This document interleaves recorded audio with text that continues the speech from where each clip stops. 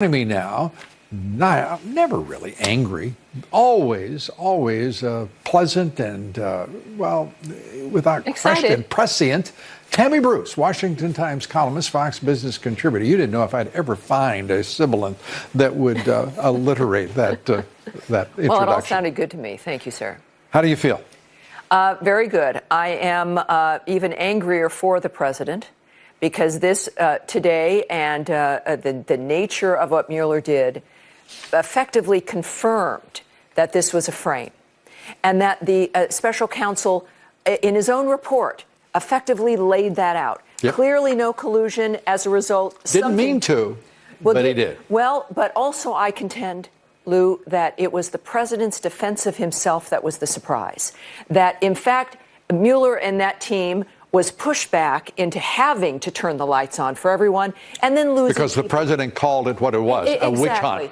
And this is what Republicans have never done, which is really just simply be honest and stand up for what is right. You know, think about who we've got as president.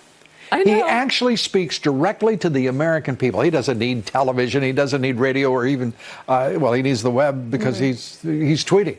And he has got a direct line to most Americans. Well, the direct line, he speaks truthfully and straightforwardly. Everybody now these days has a direct line. It's the nature now of what we're saying, and people can now tell whether or not we mean it.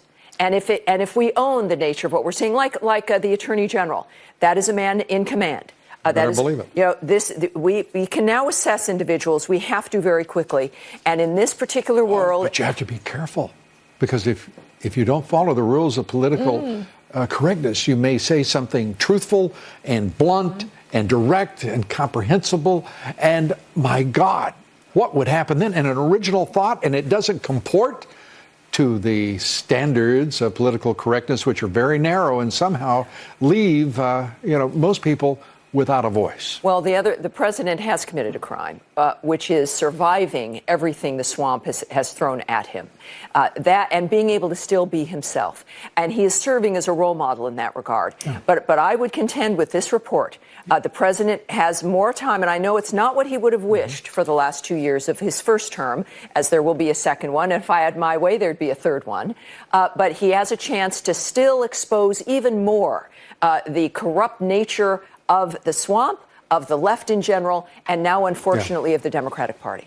I don't know if I would say unfortunately, because they've been at it for a very long time. That's true. Their corruption is complete. It is permeates the party, its leadership, and there should be an accounting. This is a war, and you know what? The president likes to call it a hoax, but this was a conspiracy to overthrow the president of the United States. He was being framed. And this is bad stuff. And to your point, any other person in the White House would have folded up like a cheap lawn chair amongst the last several presidents. He is the right person. And this is Nation has seen this many times, about 3 or 4 times.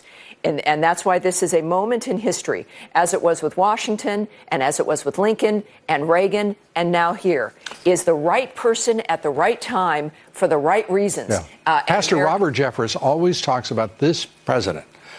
God sent this president. He is a person of providence. And I'll tell you, the evidence is accumulating mightily to support the pastor's view. And this is not going to be, certainly when you have men like this and women like this, the times reflect it. It is not necessarily always easy, but you're ask this president if it's easy. You're in a position because you can handle what is coming and because it is necessary.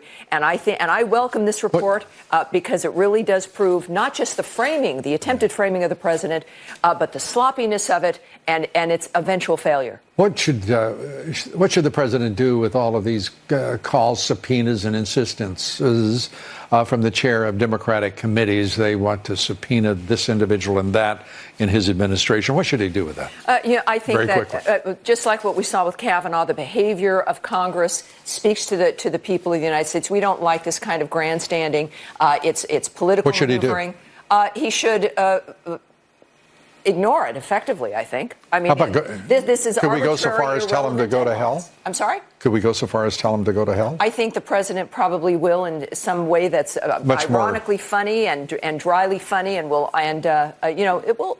And more eloquent than what I've suggested. And the president has always been pushing back, and he's done a good job of it.